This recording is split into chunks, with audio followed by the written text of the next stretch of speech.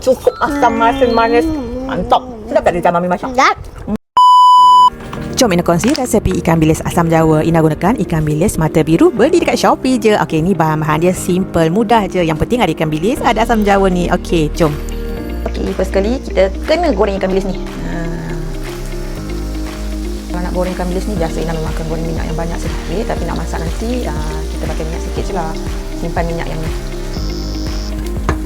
Minyak tadi korang kurangkan sikit. Lepas tu korang tumis bawang putih, bawang besar. Okey, Ina keluarkan separuh. Ina letak sikit je dulu.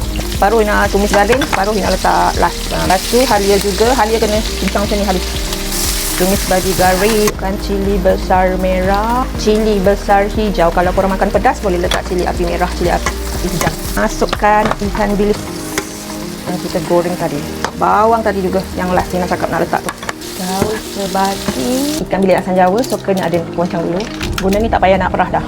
Letak secukup rasa dan perasakan dengan sedikit garam, sedikit aji. Macam biasa, daun sebati. Ikan bilis asam Jawa, sedapnya.